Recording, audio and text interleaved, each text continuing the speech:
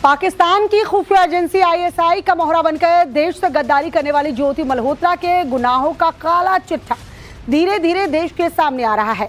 ज्योति की गद्दारी से जुड़े एक एक राज से पर्दा अब हट रहा है।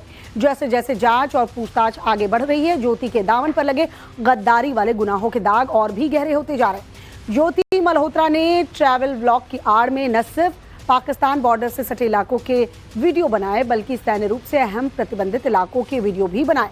इतना ही नहीं, अपने वीडियो में ज्योति ने सैन्य ठिकानों का जिक्र भी किया। आईएसआई के हाथों खेल रही ज्योति का मकसद एक ही था, हिंदुस्तान की अभेद सुरक्षा में पाकिस्तान को सेंध लगाने का मौका दिया।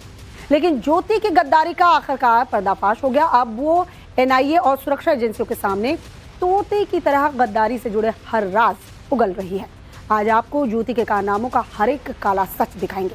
आईएसआई से जुड़े वो हर किरदार बेपर्दा होंगे जिन्होंने ज्योति को टूल की तरह इस्तेमाल किया। और इन सबसे बड़ी बात ये कि ज्योति का वो कबूलनामा जो एनआईए की पूछताछ में सामने आया है, कैसे उसने सैन्य ठिकानों की जानकारी दूसरे सीक्रेट लीक करने की नापाक कोशिश की।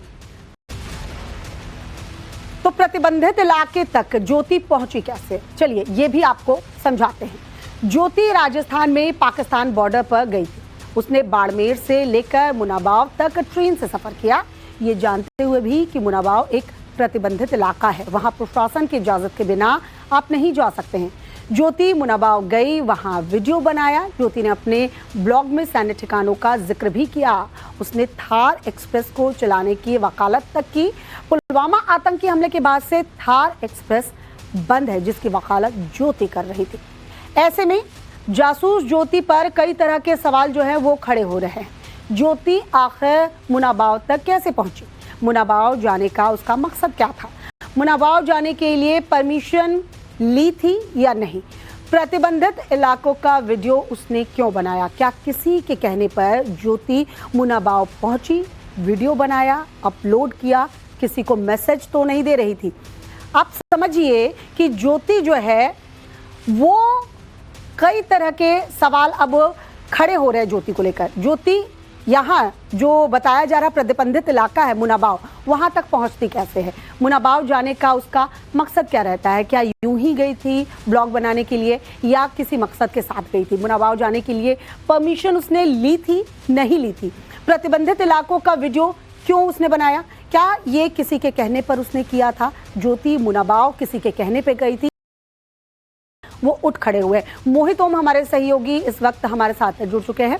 मोहित, तमाम सवाल इस वक्त जो उठ खड़े हुए हैं उसके जवाब तो एजेंसियां तलाश रही तक वो पहुंची है और वहां पे प्रतिबंधित एरिया में उसने वीडियोस को अपलोड किया है। ये वो जगह है जहां पर आम व्यक्ति के जाने की इजाजत नहीं है। वहां पे जाना होता है तो अधिकारियों से वहां की इजाजत लेनी होती है। अब वो वहां अधिकारियों की इजाजत लेके गई या अपने आप गई, किस तरीके से वहां पहुंची ये जांच का विषय है। लेकिन जिस तरीके से मुनाबाव में उसने वीडियोस को शूट करा है और जानकारी वहां से दी है, उससे लगता है कि ज्योति किसी एक मकसद के साथ वहां पर गई थी। और दूसरा, जिस तरीके की वो वीडियोस अपलोड कर रही थी और संवेदनशील इलाकों की जानकारी दे रही थी, एजेंसियों को इस बात को लेकर पुख्ता हो रहा है कि ये किसी न किसी के इशारों पे काम कर रही थी और इसी के लिए वो ऐसी जगहों पे जा रही थी। खासकर से हमने कश्मीर वाला भी हमने एक वीडियो देखा, राजस्थान के इलाकों के वीडियो सामने आ रहे, पंजाब के ऐसे इलाकों के वीडियो आ रहे जहाँ पे ज्योति प्रतिबंधित एरियाज में गई है और अपने जो पूरे रूट के वो ऐसे इशारे देती जा रही है जिसको कोड वर्ड में वो आगे बता रही है और कोड वर्ड को एजेंसीज लगातार डिकोड करने की कोशिश कर रही है। जी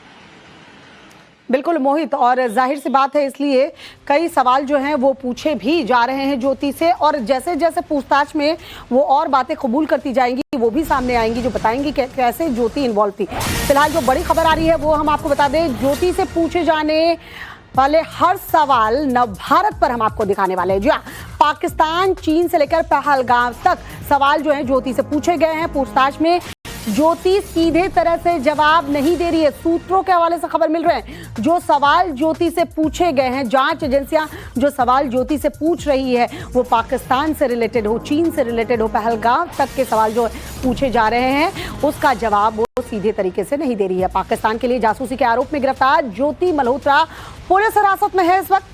पुलिस लगातार उससे पूछताछ कर रही है, दबे हुए राज उगलवाने की कोशिश कर रही है। पुलिस ही नहीं, अलग अलग एजेंसियां भी ज्योति पर सवाल दाग रही है। ज्योति से आज भी कई अहम सवाल पूछे जाने हैं। जब वो पहली बार पाकिस्तान गई थी तो क्या कुछ हुआ था। दरअसल सवालों का जो चक्रव्यूह है ज्योति के लिए रचा गया है वो आपको बताते हैं।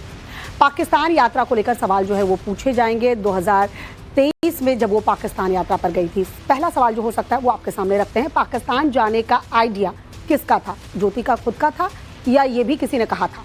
सवाल नंबर 2, पाकिस्तान पर सबसे पहले बात किसने शुरू की थी? सवाल नंबर 3, हरकीरत सिंह ने इस दौरे में कोई मदद की थी या नहीं? जैसे वीज़ा हो, टिकट हो, कॉन्ट्रैक्ट बनवाना हो, ये सब कुछ जो है इसमें कोई किसी तरह का कोई इन्वॉल्वमेंट इसका रहा था कि नहीं हरकीरत का?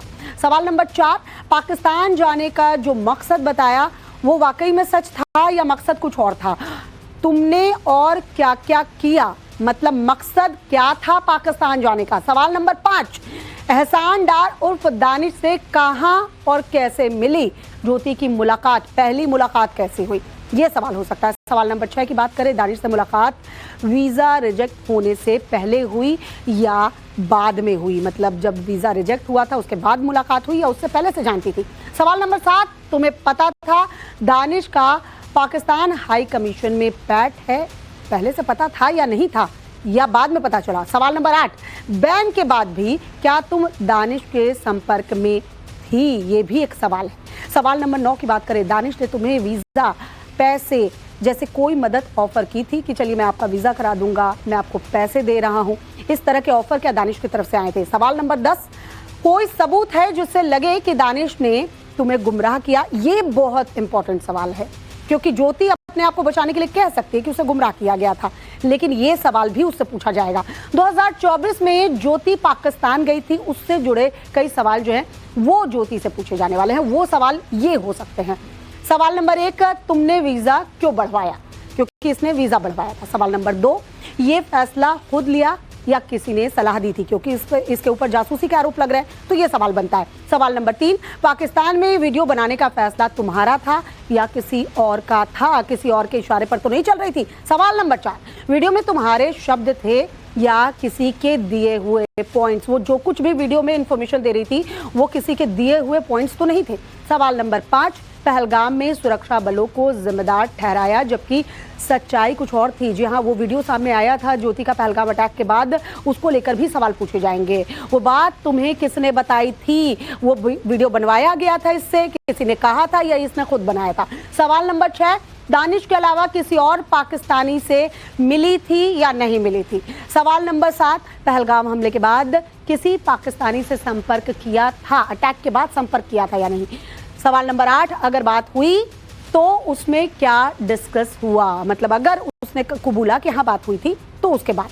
सवाल नंबर 9, दूसरे देशों की यात्राओं का मकसद उसका क्या था? सिर्फ ब्लॉग बनाना या किसी मकसद से वो दूसरे देश जाती थी? सवाल नंबर 10, इन यात्राओं के लिए किसने पैसे दिए थे? उसके पास पैसे कहाँ से आते थे? 2024 में जो वीजा एक्सटेंशन करवाया था वहां पे वो किसके कहने पे करवाया था? और भारत में जब वो रुकी थी तो उस दौरान उसने अपने वीजा एक्सटेंशन की मांग किसके कहने पे की थी? प्रो पाकिस्तानी वीडियोस, जो वो प्रो पाकिस्तान वीडियो बना रही थी जिसमें बता रही थी कि पाकिस्तान के अंदर हिंदू कितने सुरक्षित हैं और कौन कौन सी जगहें लोग घूम सकते हैं, वो वीडियोस किसके कहने पे उसने बनवाए थे?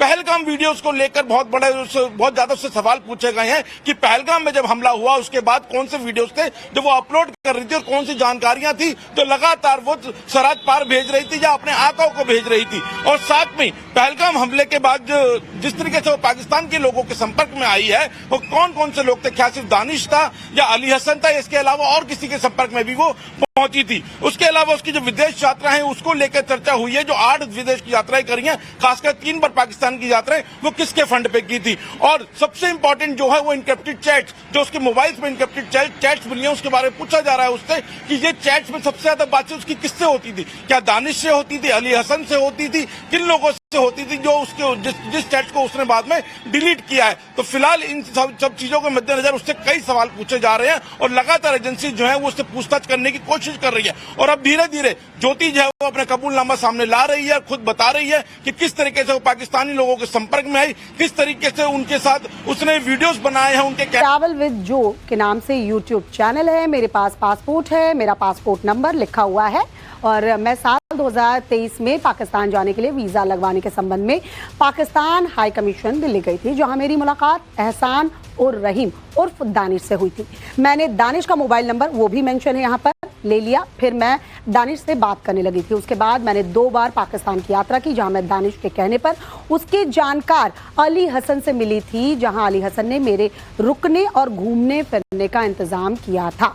पाकिस्तान में अली हसन ने मेरी पाकिस्तानी सिक्योरिटी और इंटेलिजेंस के अधिकारियों से मुलाकात भी करवाई थी। वहीं पर मैं शाकिर और राणा शहबाज से मिली थी। मैंने शाकिर का मोबाइल नंबर जो मेंशन है वो लिया और मोबाइल में शाकिर का नंबर जट रंधावा के नाम से सेव कर लिया ताकि किसी को शक ना हो। फिर मैं वापस भारत आ गई। इसके बाद मैं व्हाट्सएप, स्नैपचैट, टेलीग्राम के जरिए, इन प्लेटफॉर्म के जरिए सभी से लगातार संपर्क में रही और देश विरोधी सूचनाओं का आदान प्रदान करने लगी।